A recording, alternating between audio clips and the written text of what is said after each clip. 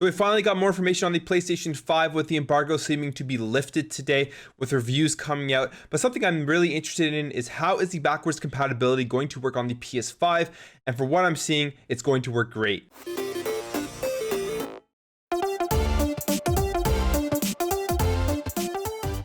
What is up, everybody? Welcome back to another video. Thank you for stopping by. If you're new here and you enjoyed what you see throughout this video, hey, maybe consider subscribing. I'll be getting all the next gen consoles on day one, and we'll be making tons of videos on those, so you won't want to miss out on that. But for now, let's jump into this. The PlayStation's been pretty quiet with its lead up to the PlayStation 5 release on November 12th. And we've been waiting on more information on how its backwards compatibility is going to work. And it looks like with this review and these tests from Digital Foundry, the backwards compatibility on the PlayStation 5 is going to be great. But firstly, starting off here, they are looking at the first party PlayStation 4 games making their way over to the PS5 and their performance. And overall, the performance looks really good. It looks like we're going to have a great jump from the PS4 first-party games when you're playing them on the PlayStation 5. They say here that there seems to be a revelatory increase in CPU performance too, meaning that often lackluster high frame rate modes seen in many PS4 Pro games now will all lock at 60 frames per second. As we know, on the PS4 Pro, there were those performance modes which would give you higher frames, but a lot of them weren't locked at 60 FPS. A lot of them were like 40, 45 FPS or something along those lines. And it looks like with the backwards compatibility on the PS5, all of those games are going to get those locked 60 frames per second. On top of that, they started to roll out PlayStation 5 patches for these games, and they've tested them out on Ghost of Tsushima as well as Days Gone, and both of them are now running at a locked 60 frames per second, which is a very good thing, specifically for Ghost of Tsushima, at least for me, because I have not played that game yet,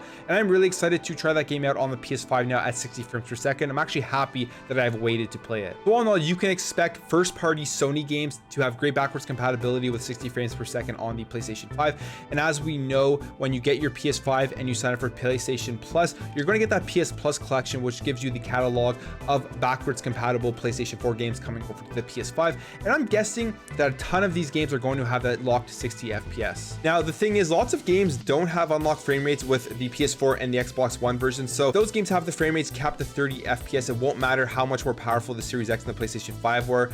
You're only going to be able to play those games at 30 FPS, which is unfortunate. So maybe with those games in the future, hopefully we get a patch or something, the developer comes in and unlocks those frame rates. But honestly, I feel like that's pretty unlikely. Now, moving on to games that are not first-party PlayStation games, they also are getting great performance on the PS5. So you're saying, returning to non-enhanced legacy titles, PlayStation 5 aces CPU-bound games just as well as Xbox Series X games in almost all scenarios. So they tested Rise of the Tomb Raider, Final Fantasy 15 in light mode, and Hitman, and all of those games were able to run at 60 frames per second on the PS5. And then they tested Just Cause 3, which they also tested on the Xbox Series X. That game is locked at 30 frames per second, but on the previous generation of consoles, there were so many issues with that game. It would drop way below 30 FPS, especially when there's big explosions. And it looks like there is absolutely no problems with this on the PS5. Dark Souls 3 will be locked at 1080p 60 as well. So if you're looking for that game in a higher frame rate, you're going to be able to get that. So this is great news. This really shows that third-party games that were on the PS4 are going to get a massive boost in performance on the PlayStation 5. And just overall, for backwards compatibility, this is great if you're getting a PS5, because you're going to be able to experience these games in the best way possible. You're going to see that massive jump from 30 FPS for a lot of these games. The games that couldn't even really hit that 30 FPS and would have issues like Just Cause 3, you're going to have a way better experience playing these games on the PS5.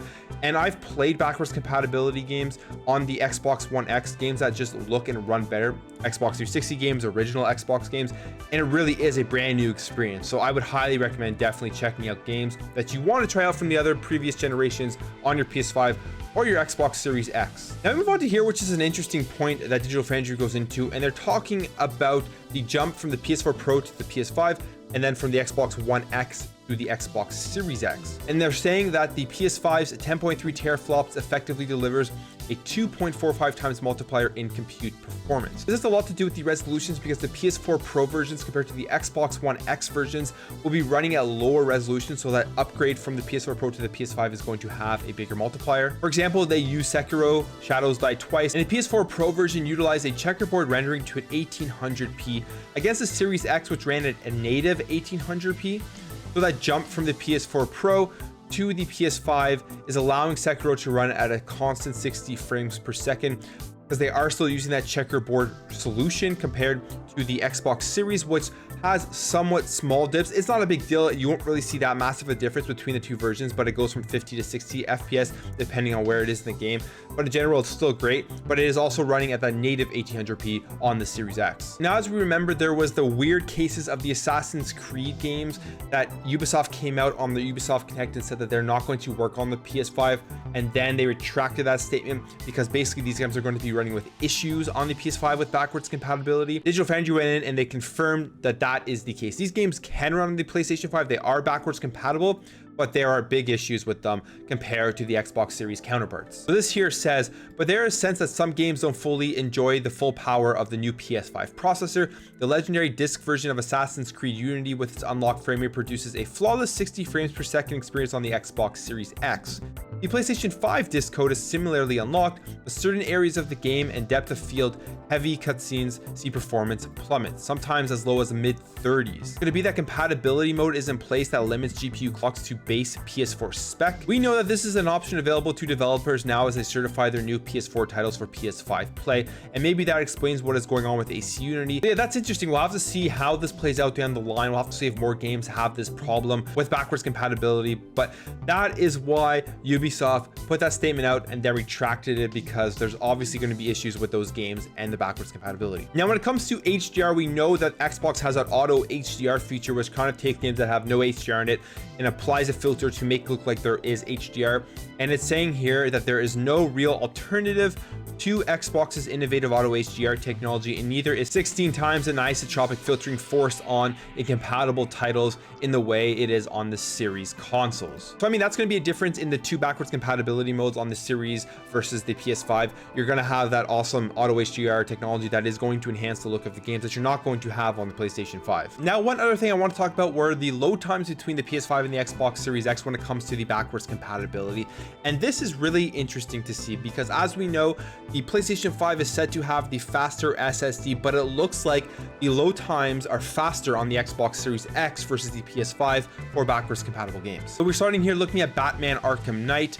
You can see here that the PS5 loads 1 second slower for launch to menu, and then from menu to save, it's about 6 seconds slower. And then when we look at Destiny 2, there's an even bigger gap in load times, 50 seconds from menu to character screen on the PS5 and only 34 seconds on the Xbox Series X. And then from orbit to the tower, 46 seconds on the PS5 and 37 seconds on the Series X. Final Fantasy 15, again, faster on the Series X.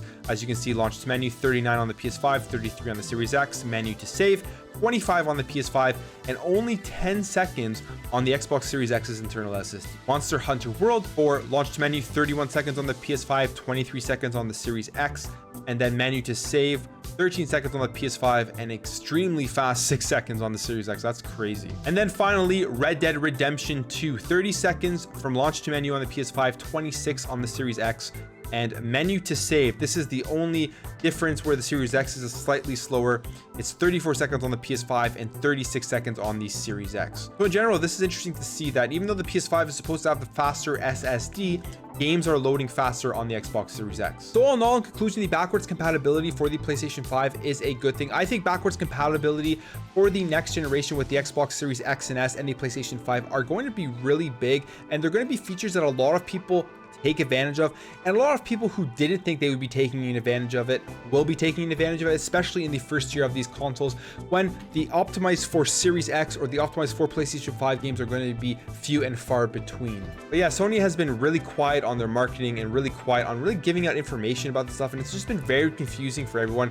Thankfully, it looks like the backwards compatibility is going to be great on the PS5. That's it for me, guys. Thank you for watching. If you enjoyed this video, make sure to hit that thumbs up button. If you're new to this channel and you enjoy what you see, hey, maybe consider subscribing to help this channel grow. I'm almost at 1K subscribers, and I would love to get there before the launch of the next generation. If I don't, that's fine too. Just getting there in general will be awesome. Thank you for watching. Thank you for all your support, and I'll catch you in the next video.